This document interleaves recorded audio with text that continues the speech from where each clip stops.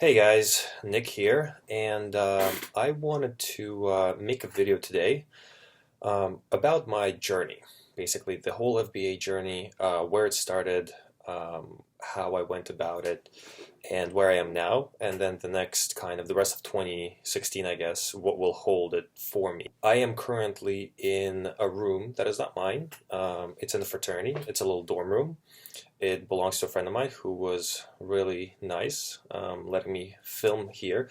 And the reason why I wanted to film it here particularly is because this is where everything started for me.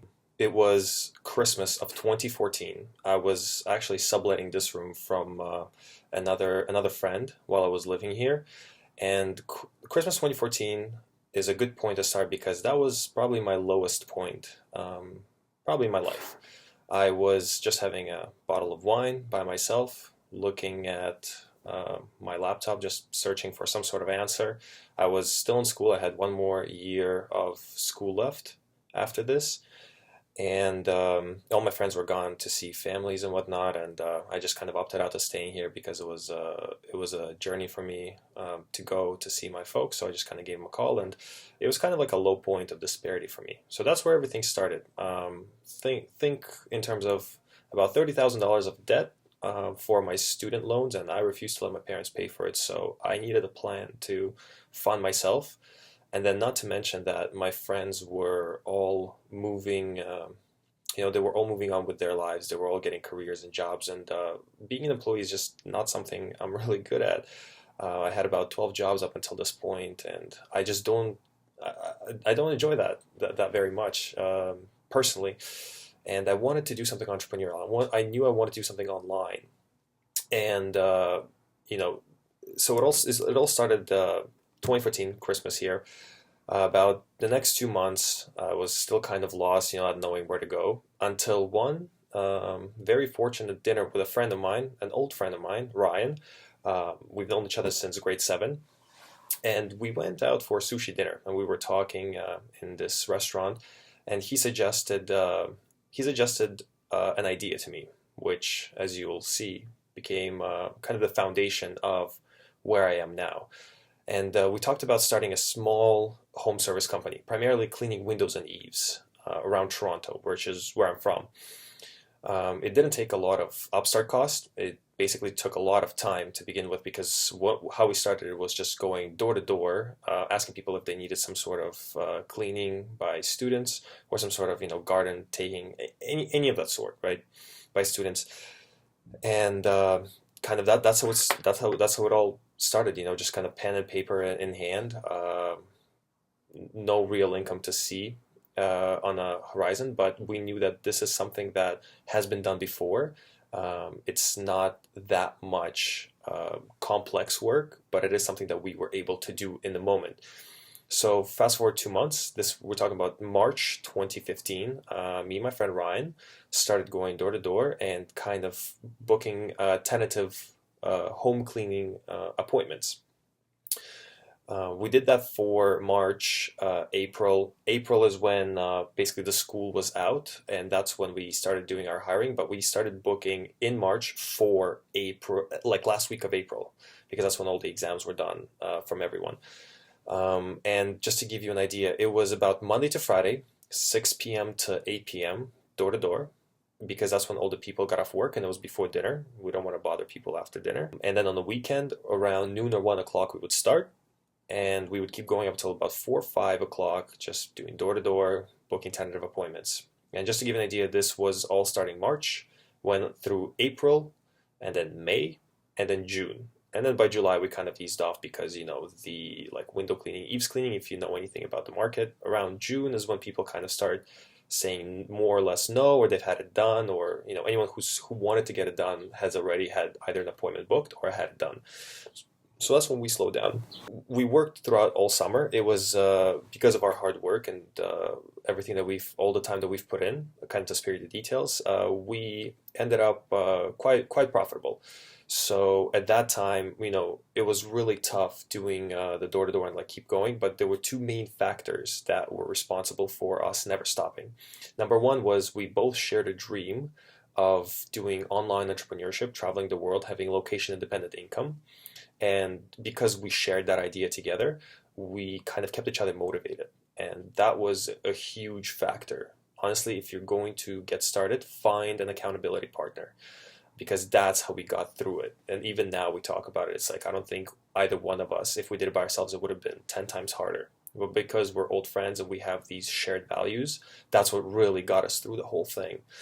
And by then, well, around, I want to say around April or so, April, May, our small community of entrepreneurship friends, they started talking about going to Southeast Asia for a little, July, August trip for about 3 weeks. And we didn't want to miss that. So that kind of added on, fuel to the fire.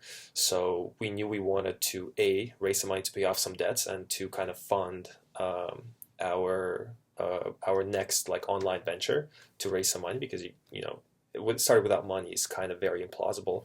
But then two, we wanted to take this journey with our friends. We wanted to go out and have fun and reward ourselves and kind of travel the world a little bit. So August came around. We already had a really good run of the business, knowing also that it was a built-up asset.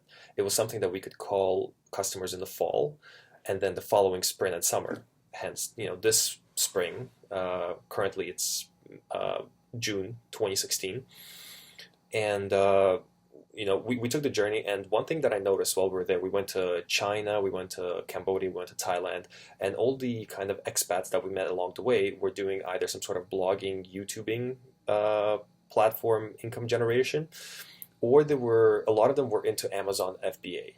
And that's when kind of the whole idea of Amazon FBA generated for me. So when I came back, September, I started my last year of school. I started researching everything about Amazon and FBA and like if it was a real thing. And at first it kind of felt to me like these clickbait ads that were coming up. Single mom starts up Amazon FBA, makes $5,000 of revenue or income or profit in a month. And I didn't believe it at first, but the more I searched, the more I looked, the more real the idea became. I think the threshold of me kind of believing and actually, okay, this is something I'm going to pursue now, came from Ryan Moran's Freedom Fastlane podcast. His interviews with some of the Amazon FBA sellers and his personal Amazon FBA story of 12 months to $1 million, which he also has a very useful YouTube video. All the resources that I mentioned throughout this video are going to be down below. I am not in any way affiliated with these people on Amazon with these products. Never reached out to them. Don't get any commission or anything. I'm just below or a general.com website that you can go for you guys to check it out. I think that's a very useful video that you my story. This is what I used. I believe in these products. Every single one of them that I mentioned. And September, I started researching. I used one tool primarily, which was Jungle Scout Chrome extension. That was kind of like the summary of everything. And I used the following criteria. So the item that I was looking for, and this is very popular, of course, but I mean, the basics is really where is the 80-20 of everything, right? The Pareto's principle. So it has to be less than 5,000 bestseller rank. It has to be less than 1 pound in weight, at least $15 and at most $60 price point, and then less than 100 reviews. That's what I was looking for. I found about 3 products of sorts. Mid-October is when Jungle Scout built on their Chrome extension and released a web app. I will say that this is the one most single important tool that you can use for your product research, because they have a special product research page where you can use the aforementioned criteria that I just said and just fill those in, and it almost works like a Google search engine where you fill in like the weight, the price, the BSR, whatever, and it just lists you a bunch of products, and you can start surfing through these products, see what might be possible, what you think you'd be interested in selling. And it really cut the research process for me tremendously. And I highly recommend, like, for the price that it is so worth getting, guys. Highly recommend, at least try it, and you'll see it's amazing. And to this day, even, 5 months later, I still haven't unsubscribed to it. I've barely used it, but I use it for product tracking. And now they came out with a new kind of thing called Niche Hunter. I still use those to find my second, third product, which I have found second. Now I'm still searching for third. Use it. This is your probably biggest shortcut in this whole process. At that point, it was October. I was still going to school full time, four course load, and I was researching on the side. Mind you, I took my time. So this whole Amazon thing, we're looking at a time span of about September 2015. I started research to about May 2nd, 2016, when I made my first sale. So it's kind of like 6 months almost time span, but you'll realize that this could all be done in about 2 months. 2 to 3 months, I'd say. I kind of ran into some logistical problems, nothing too crazy, as I'll explain further. So I was using like I said, Jungle Scout Jungle Scout Chrome extension, and the following criteria. I found the three products, and then I went to Alibaba and started searching them. So one thing to point out about Alibaba, when you first search, or like right below the search window, you have these three little things to click on to check off: trade assurance, assessed supplier, and gold supplier. I know that assessed supplier is probably the most important one. The other two, I think, kind of like they can be bought by the supplier, so it's just like a fee that they pay and they get it. But I checked off all three. I just wanted, for my first product, I wanted to have the best chance of success.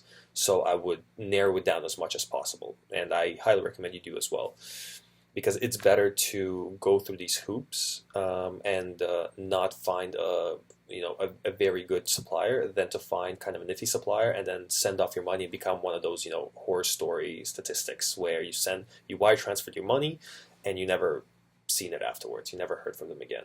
Don't do that.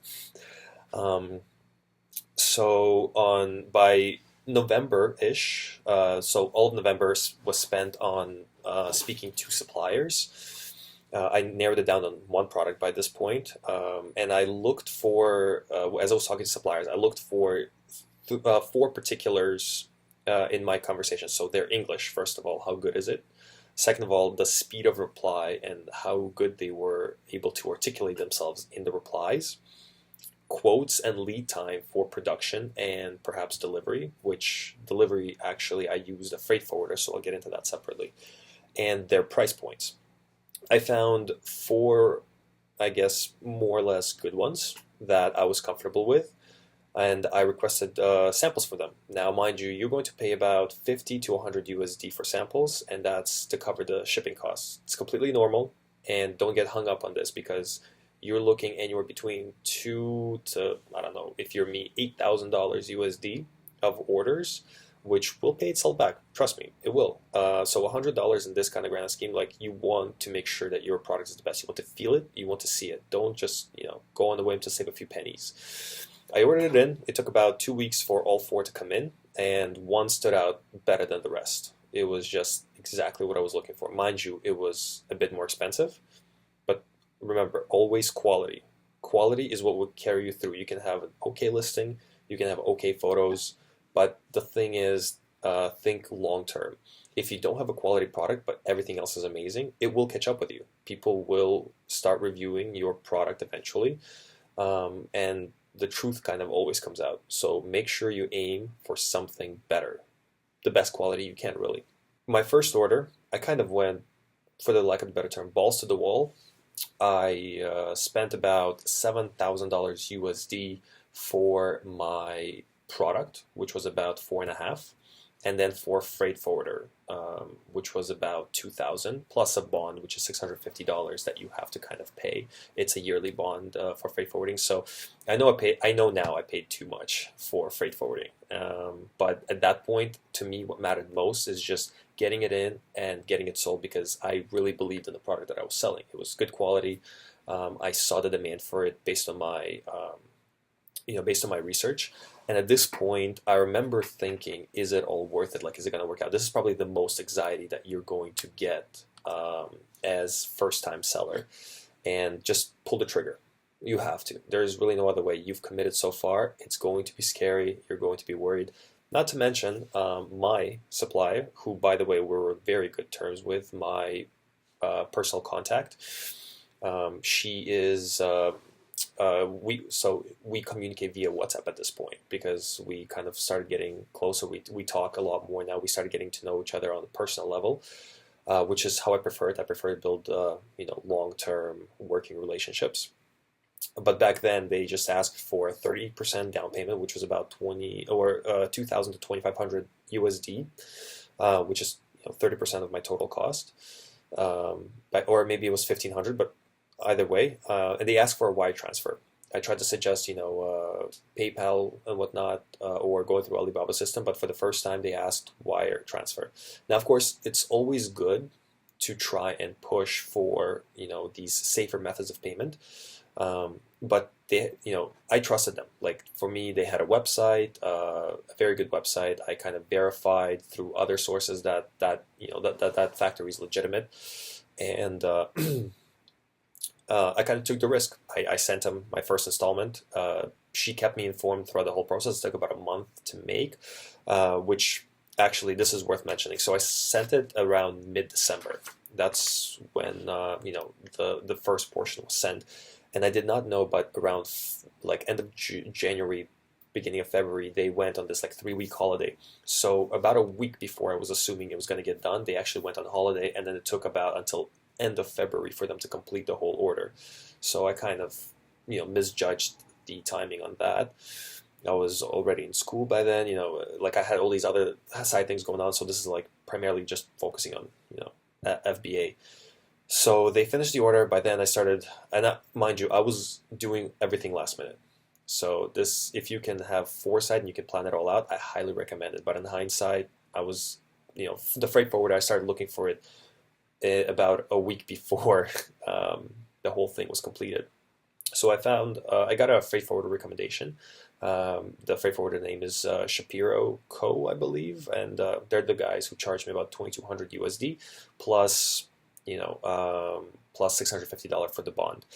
They're excellent company. They do charge a premium, as you can tell from the price, but they handled everything from Shanghai picking it all up to delivery straight to the Amazon warehouse, and I never really had to answer any questions. Once I linked up my supplier with Shapiro, they kind of took care of everything, which was awesome. I really enjoyed the process with them. And also worth mentioning, kind of an additional risk, was that 8,000 or 8,500 USD dollars turned out to be about 11 to 12,000 Canadian, because the Canadian dollar was at its lowest back then, and I had no access to USD money, so I took a hit on that as well. I paid $12,000 for my first product to get it started, and call me crazy, but I believed in it. Internally, I felt good about it. It was really high risk, but you know what? You got to move somehow. Just execute, just get it going. Then around between end of February to beginning of April, or sorry, end of February to late April is when my product arrived. So around third week of April, I got a notification from Amazon: your product is in the warehouse. It's ready to be distributed, and the rest of April I basically spent on taking the photos, making the listing, and signing up for Review Kick at that point. So as you can see, once again, everything very last minute. As soon as I got my product, I took maybe 4 or 5 very basic photos myself, put them up there. I took them on my phone. It's a Galaxy, pretty new Galaxy Note 4. It has a really good camera, really good resolution. Barely did any editing on the photos other than the primary image. I made it pure white on Photoshop. And if you don't know how to do that, just ask any friend that's good with computers or even barely knows how to use Photoshop. You can even Google how to do it. It's really not that difficult, guys. And my first sale was done on May 2nd. May 2nd, 2016 was my first sale. I sold 2 units that day. And at that point was okay, this is possible. This is going to work. Throughout the first week of May, I focused on getting reviews. I didn't really pay too much attention to anything else. I got about 5 to 6 reviews from my friends here in Canada just come up to them like, "Hey man, do you mind just giving me a review on this?" I had the sample, so I gave them a pair each, and I'm like, "Just try it out, give me an honest review." They're like, "Wow, I really like these. These are awesome." Of course, you can always go the route of just asking people for reviews. They might get removed later on, but it's something to just get you going, like the 5, 10 reviews. But I wanted to do it more or less legitimately. Like I want, if there were a couple of friends, mind you, that especially girls, like I gave it to them. They're like, "Well, I would never use this, so why would I review it?" And I said, "That's totally okay. I'm not going to force you to do it, like just because we're friends. But the people that would use this product, um, they were nice enough to give me the five original reviews, and then Review Kick kind of filled in the next kind of week or so. They filled in another 10 or so reviews, and after that, I started getting organic reviews. By second week, after I got my first 5 to 6 reviews, I turned on PPC, and I followed the simple Scott Volker PPC method. Now, worth mentioning, after Ryan Moran, so around, let me take you, sorry, back to fall of 2015. That's when I started listening to the Amazing Seller podcast. Honestly, that is, when you're starting out, that is really the only thing you need. Don't spend money and time watching, these amazing, whatever, $5,000 courses. Like, don't spend money that you don't need to spend. I'm telling you, trust me, the Amazing Seller podcast has everything you need to start. So just go there, subscribe, listen. Scott Volker knows what he's talking about. Also join his Facebook group. There's a lot of people that provide a lot of value and ask very valuable questions that you can learn from. I guarantee you these are the only things that you need, because that's how I did it. By second or third week of running PPC and having my product up, I did not really touch anything else other than maybe a little bit of optimization here and there in the back end. I also joined SalesBacker, which allowed for email follow-up. So after you have those initial reviews from ReviewKick and your friends, now you use SalesBacker, or I believe the other one is Feedback Genius or Review Genius or something like that. But I went with SalesBacker. I just enjoyed their platform more, their tracking. You can have automated emails set up to ask your customers for reviews. I use once again, the Scott Volker method, where I first ask for customer feedback, seller feedback. And then if they gave me 3 stars or less, basically commenting on the product, for example, like the sizing wasn't correct as described, even though it was, or they just didn't enjoy it and they would try to return it, you can then ask to kind of remove it. And then the next stage would be asking them for product review if it was 4 or 5 stars, if they were happy, So kind of vets out people who have an extremely high standard, that your product is good, kind of goes back to, make sure it's quality yourself and you believe in it. And the very few, just to give you an example, out of like about 300 purchases, I had maybe 5 to 10 returns. You're always going to have returns, and about 3 feedbacks that were posted on seller feedback, but were actually product feedbacks, and they were just like, "I don't like it." How does that give me any review or feedback to my customers or me? I don't get it. That doesn't help anyone. So good thing I had this process set up where I could just then ask Amazon to remove that seller feedback, because it's against policy when you review a product on seller feedback. And now, taking you to kind of where we are now, it is now June, I believe, like 10th or 12th, whatever it is that I'm recording. And by June 2nd, my first month sales, my revenue was about $11,000, 6 to 7,000 approximately. I don't remember exactly. Let's say 7 was profit after the deduction of marketing costs. My A cost, by the way, worth mentioning, throughout the whole thing was about 10 to 20%. It kind of leveled back and forth, 10 to 20, using the Scott Volker method. And what's the Scott Volker method? Just search up PPC on his podcast. You'll find it. Very basic, very easy stuff, guys. It's really not rocket science. And so now I'm using this $7,000 profit from my first month of sales to re-up on my inventory, doubling my inventory, which will cost about, for first time I paid $4,500. Now I'm going to pay about $8,000, so I'll save about $1,000 because I ordered double the units. Basically, rinse and repeat. So now it's like I broke even, basically. My first month I covered all my costs more or less. I would say by only selling about half the inventory. So I still have about less than half of inventory left that I'm still selling, and that's going to be pure profit. and I'm going to keep going off of that. So now I'm in the process of pretty much reordered, like getting my getting my supplier to produce another batch, doubling it up, and I'm looking for second and third product. So what's the future holding for me? So now I finished my last year of school. I've graduated. Um, I'm looking for basically to put the next 3 to 4 months full time into Amazon and learning as much as I can about copywriting, about listing, about getting inserts, about making a better listing and making better packaging, because my original packaging, I will be honest with you, was crap. It was just a see-through plastic container with just a logo on it, like a little white kind of my thing, and then FSQ and UPC number, and that's it. So now I'm working on kind of bettering it on that front, because my listing is up. My listings is doing very good. People are liking the product, which is the most important thing. There's a couple of iterations that I had to make, but other than that, everything's going good. And what's the next 3 to 4 months looking for me now? So I'm still in Toronto. I am still going to remain here until about August, and in August I am buying one-way ticket and moving to Thailand, Chiang Mai specifically. And I know many of you have heard about it, many of you haven't. If you haven't heard of Chiang Mai, Google it. Just search Digital Nomad Chiang Mai.